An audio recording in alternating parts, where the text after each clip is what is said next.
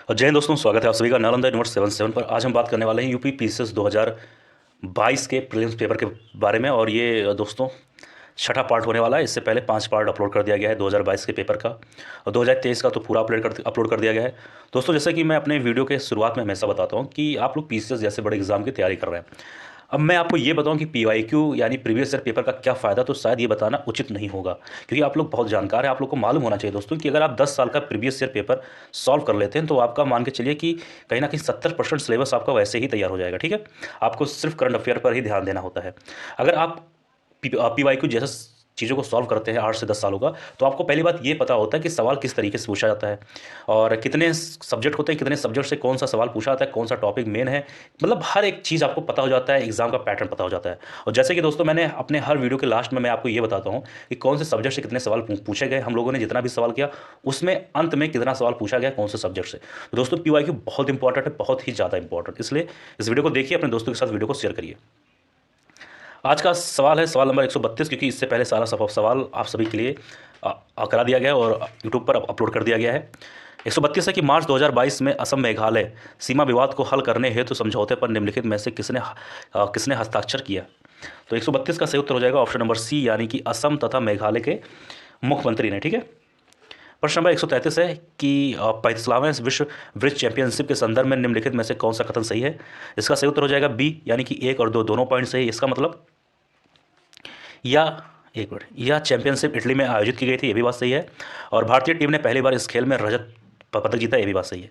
अब दोस्तों, इससे पहले जो मैंने वीडियो अपलोड किया था उसमें हम लोगों ने टोटल 19 सवाल हम लोगों ने किया था। ठीक है, 19 में से दोस्तों सिर्फ 5 सवाल पूछा गया था उत्तर प्रदेश से और बाकी 14 सवाल पूछा गया था करंट अफेयर से। आज जो हम करेंगे दोस्तों, इसमें भी टोटल सबका सब करंट अफेयर ही होगा लगभग। और दोस्तों, जैसे मैंने एक वीडियो बनाया था उसमें बताया था कि करंट अफेयर यूपी पीसीएस में समझ लीजिए कि आपका गेम चेंजर साबित होने वाला है।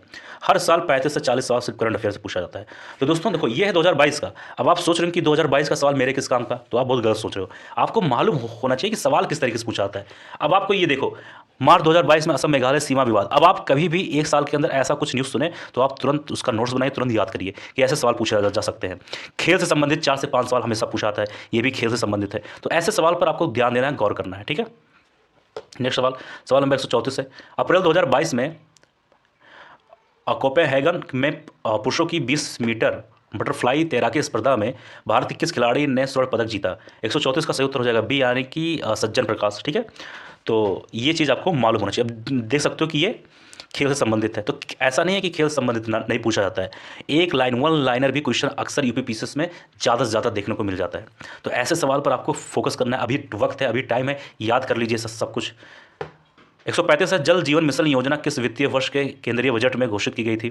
135 का सही उत्तर हो जाएगा 2021-2022। ठीक है, तो जल जीवन मिशन योजना की घोषणा वित्त वर्ष 2021-22 के केंद्रीय बजट में घोषित की गई थी। इसका उद्देश्य जल को आंदोलन के रूप में विकसित करना है, ताकि इसे लोगों की प्राथमिकता बनाया जा सके। अब आपको बहुत सारे बच्चों का मन में ये सवाल होगा कि सर कितने महीने का करंट अफेयर पढ़ें। जब भी एग्जाम है, कब एग्जाम है आपका, 17 मार्च। ठीक है, तो ये मान के चलिए कि जनवरी 2024 ले लीजिए। ठीक है, इतना तो ध्यान दीजिए। और इससे पहले यानी कि 2023 का पूरा साल आपको पढ़ना है और 2024 का जनवरी महीना, और अगर थोड़ा बहुत टाइम मिल जाए तो फरवरी भी थोड़ा सा आप पढ़ सकते हैं। बहुत सारे टीचर ऐसा बोलते होंगे कि बेटा 6 महीने का पढ़ लो बहुत है, ये चीज़ गलत है।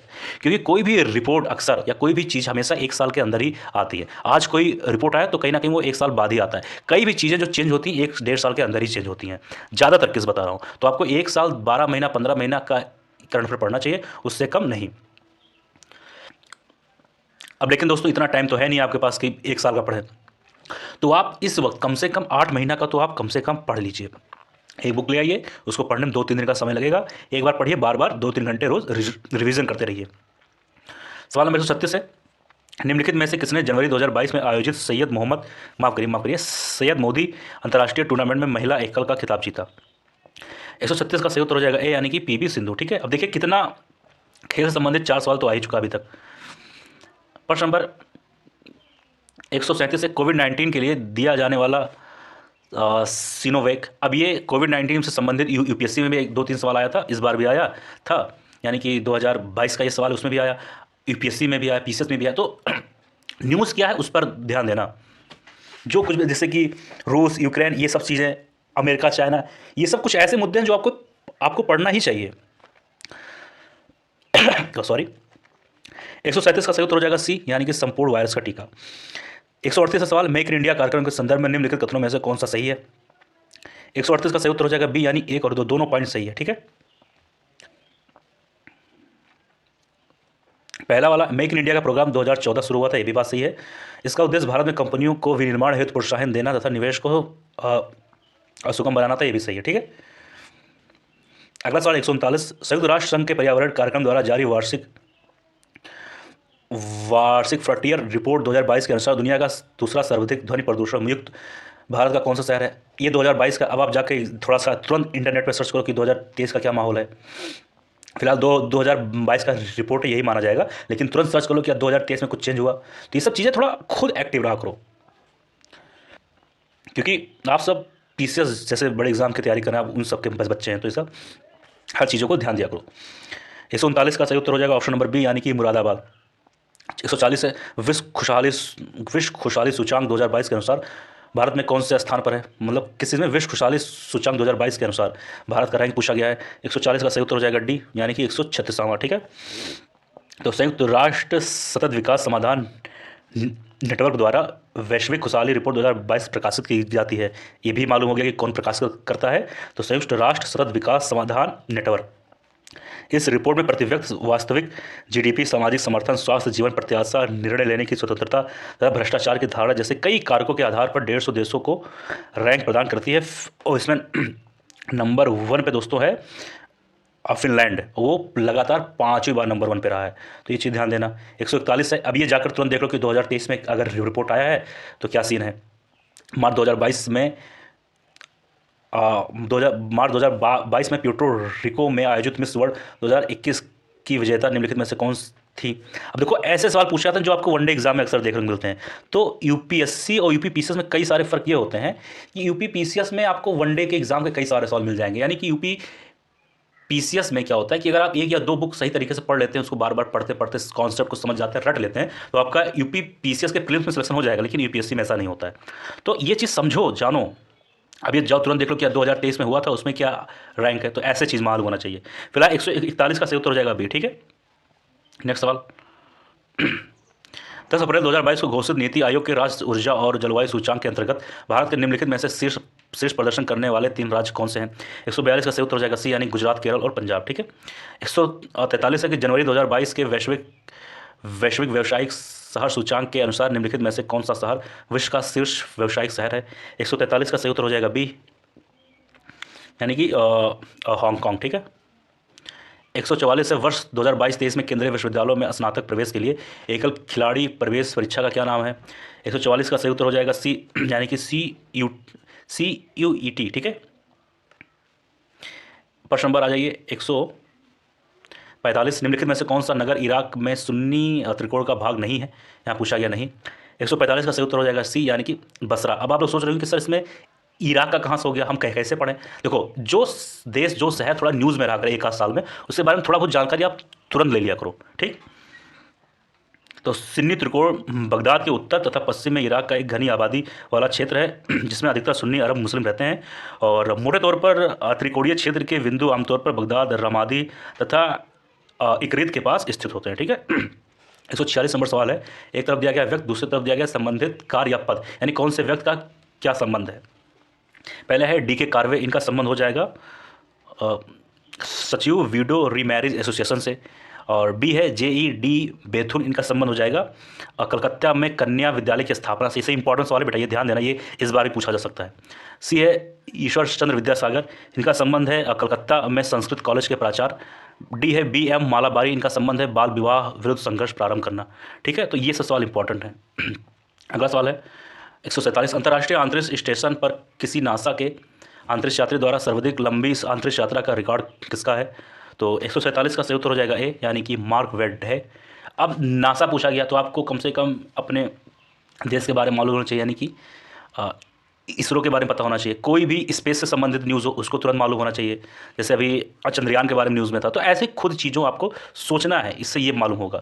148 से डेंगू बुखार निम्नलिखित में से किस मच्छर के काटने से होता है? ये RO में पूछा जा चुका है 2 से 3 बार, ये मैंने अपने प्रैक्टिस सेट में करवाया है। 148 का सही उत्तर हो जाएगा बी, यानी कि एंडीज, ठीक है। तो डेंगू बुखार एंडीज मच्छर काटने से होता है। डेंगू बुखार एक उष्णकटिबंधीय रोग है जो मच्छरों द्वारा वहन किया जाता है। डेंगू वायसराय, नहीं माफ़ करिए, वायसराय मैंने बोल दिया। डेंगू वायरस एक छोटा एकल फंसे हुए RNA वायरस है जिसमें 4 अलग अलग सीतो टाइप, माफ़ करिए, सीरो टाइप होते हैं, ठीक है। नेक्स्ट सवाल, सवाल नंबर 139 है, लता मंगेशकर जी के संबंध में निम्नलिखित में से कौन सा कथन सही है। अब 2022 में लता मंगेशकर जी न्यूज़ में थी। अब देखो ऐसे ही होता है सवाल, तो तुरंत जान लिया करो। सही उत्तर हो जाएगा ऑप्शन नंबर बी, यानी 1 और 2 दोनों पॉइंट से, यानी कि लंदन के रॉयल एल्बर्ट हॉल में प्रस्तुत देने वाली वह प्रथम भारतीय कलाकार थी। और दूसरा, अंतर्राष्ट्रीय मंच पर उनका प्रथम कार्यक्रम लंदन के रॉयल एल्बर्ट हॉल में हुआ था। ये भी बात सही है। 150 है, निम्नलिखित समाज शास्त्रियों में से किसने अग्रामीय नगरीकरण यानी कि अर्बनाइजेशन के विचार को विस्तार से बताया है। 150 का सही उत्तर हो जाएगा सी, यानी GS घुर्रे। आई थिंक शायद यही लिखा है, आप लोग बताइएगा कमेंट बॉक्स में कि ये क्या लिखा है। आई थिंक GS तो लिखा है, ये लिखा है घुर्रे, ठीक है, मुझे लगता है वही लिखा है। तो ये सब चीज़ नॉर्मल है, ज़्यादा ये दिमाग मत लगाना कि सर आपने क्या बोल दिया। आप लोग PCS जैसे बड़े एग्जाम के स्टूडेंट हो, आपको ये सब लिए नॉर्मल चीज़ें हैं। तो आज हम लोगों ने सवाल कितना किया, 133, एक मिनट जाइए, 132 से स्टार्ट किया था, 150 तक आ गए, ठीक। यानी कि 8 सवाल इधर, 10 सवाल इधर, 18 सवाल टोटल हम लोगों ने किया, ठीक है। अब आइए जानते हैं कि 18 सवाल में कितना करंट अफेयर से संबंधित है, ठीक है। अब ध्यान देना, 18 सवाल में कम से कम, अब टोटल 18 जो हम लोगों ने सवाल किया, क्वेश्चन किया, उसमें से 18 का 18 सवाल सारे सब कुछ करंट अफेयर से। यानी कि उस वीडियो में हम लोगों ने बात किया उसमें 14 सवाल था करंट अफेयर, और इसमें 18 10 28 32 क्वेश्चन सिर्फ करंट अफेयर से। और इकोनॉमिक्स में जो करंट अफेयर आया, साइंस में जो करंट अफेयर आया, ज्योग्राफी में जो करंट अफेयर आया, पॉलिटी में जो करंट अफेयर आया, उसको छोड़ के, इसका मतलब क्या हुआ, इसका मतलब बेटा कम से कम 40 सवाल 35 सवाल करंट अफेयर से आते ही आते हैं। तो करंट अफेयर अगर सातों सिलेक्शन, तो पहला करंट अफेयर, खैर हम लोगों ने बात किया है कि क्या क्या पढ़ना है आपको एक पिछले वीडियो में, और तो करंट अफेयर पर तो ज़्यादा फोकस करना, ठीक है। ठीक है, फिर मिलते हैं किसी और वीडियो में। जय हिंद, जय भारत।